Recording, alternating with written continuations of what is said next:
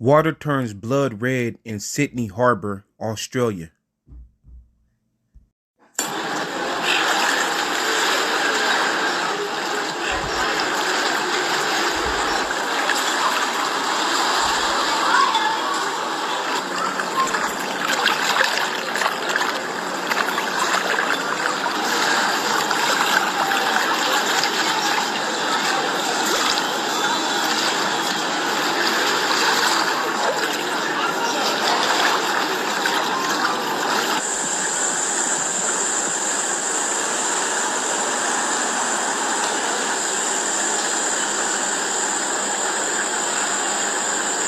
This is an ABC News special report.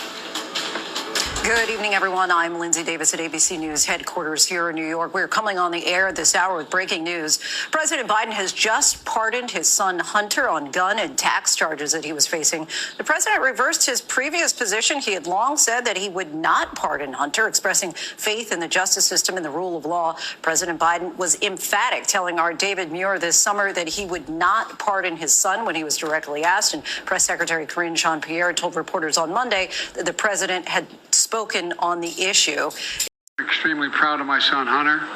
He has overcome an addiction. He's one of the brightest, most decent men I know, and I am satisfied that I'm not going to do anything. I said I abide by the jury decision, and I will do that, and I will not pardon him. A statement has just been released by the president saying, quote, "Today, I signed a pardon for my son, Hunter. The charges in his cases came about only after several of my political opponents in Congress instigated them to attack me and oppose my election. No reasonable person who looks at the facts of Hunter's cases can reach any other conclusion than Hunter was singled out, only because he is my son. And that is wrong. There has been an effort to break Hunter, who has been 5.5 years sober, even in the face of unrelenting attacks and selective prosecution. In trying to break Hunter, they've tried to break me, and there's no reason to believe it will stop here. Enough is enough." President Joe Biden has just pardoned his son Hunter on gun and tax charges. This is a particularly controversial move from the president. One, because it's the president's son we're talking about, and two, because this is something that President Biden has said repeatedly he would not do. But he has now reversed course, and the president issuing a full and total pardon of his son Hunter Biden. In a statement today, the president saying in both cases, we're talking the drug cases and the gun possession and the tax evasion cases, it was clear, this is from the president, it was clear Hunter was treated differently, he said. The president saying, quote, "No reasonable person who looks at the facts of Hunter's cases can reach any other conclusion than Hunter was singled out only because he is my son, and that is wrong." Syrian rebels have launched a lightning offensive against the regime of Bashar al-Assad, entering the northern city of Aleppo itself for the first time in 8 years. This surprise onslaught has caught government forces completely off guard. The Syrian army issued a statement saying it's confronting a major attack and that it's reinforcing all locations along the various battlefronts, but residents say they've seen government forces retreating from some of Aleppo's western districts.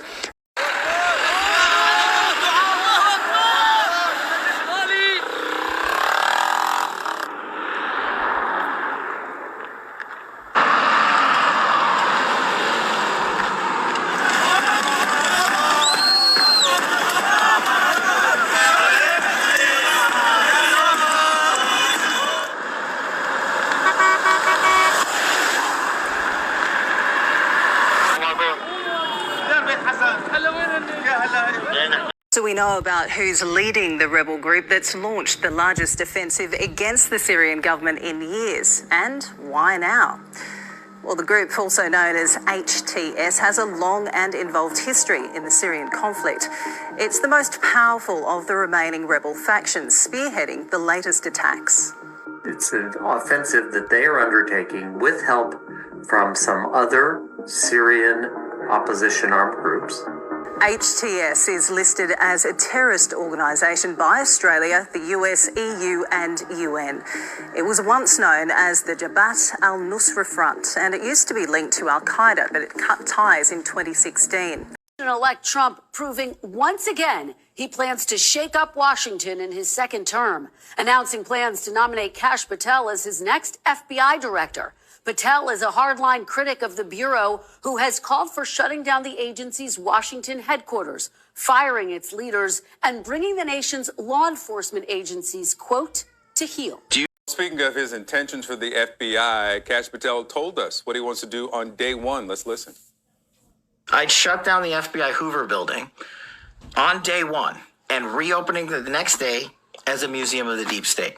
And I'd take the 7,000 employees that work in that building and send them across America to chase down criminals. Go be cops. We're going to come after the people in the media who lied about American citizens, who helped Joe Biden rig presidential elections. We're going to come after you. Whether it's criminally or civilly, we'll figure that out. But yeah, we're putting you all on notice. Canadian armed forces are sending supports to respond to the Russia-Ukraine conflict. Troops from Edmonton are heading to Latvia to support NATO defense measures. The mission is called Operation Reassurance. It's the armed forces' largest overseas mission to support NATO, and the multinational brigade Latvia is part of the biggest reinforcement of NATO collective defense in a generation. Troops left from Edmonton on Wednesday. Take a look. Operation Reassurance is a critical mission for Canada, and the folks that are deploying today, there's about 180 soldiers deploying today on the Chalk, and they're trained and prepared and ready to support our NATO allies on this mission. Inside the Georgian Parliament building in the centre of Tbilisi, there are thousands of anti-government protesters here setting off fireworks. Protesters are here. The other side, down the road, are the police. Lots of police, long lines of police, and water cannon too. A few minutes ago we saw the water cannon being used to try to disperse the crowds. People here are furious that this week their government suspended, they say until the end of 2028, Georgia's bid to join the European Union. And people here are angry because the aspiration to join the EU is enshrined in this country's constitution. So the protesters have been accusing the government of kowtowing to Moscow, being in the pay of the Kremlin. This feels like a crucial moment for Georgia because for more than 20 years this country has been on a path to Western integration, towards joining NATO and the EU. But that now seems to be on hold. New Jersey is gearing up to be one of the ground zero. They are in the process of expanding their detention centers, the private immigration detention centers, through a business or a group known as GEO Group. They are planning a 15-year contract for detention facilities. These will be contracts with the federal government, with ICE, to provide housing or detention centers for those who are going to be unfortunately caught up in the mass deportation efforts, or the ramped up efforts, as I like to call it, ramped up. According to an article I have in front of me, it says that the state could become ground zero for mass deportation and detention efforts under the incoming Trump administration.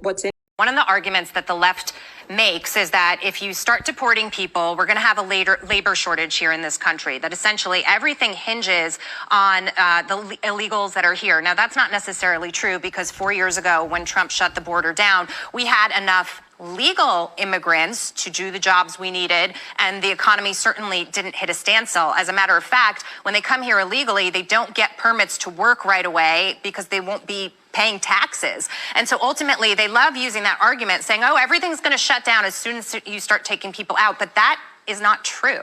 When you cause a crisis as big as you've caused the last 4 years that overwhelms the Border Patrol, where most agents are pulled off their security detail, that's when the fentanyl comes across that kills Americans. That's when the sex trafficking of women and children up 600%. That's when women and children die. So if you want to fix it, Congress, do your job. But until then, we're going to force the laws of this country. We're going to force the laws enacted by Congress and signed by the president, and we're not going to be apologetics about it. Migrant shelter in Chicago's Rogers Park neighborhood just closed down over the weekend. Winter is coming up on us, and this shelter has been closed. I don't know what these individuals are going to do. I do know that organizations like ours are going to continue to be burdened by the fact that we're going to have to pick up the slack and take care of these individuals, because the city surely isn't being a sanctuary city. A prayer for the coming of Mashiach, for real peace throughout the world. Mashiach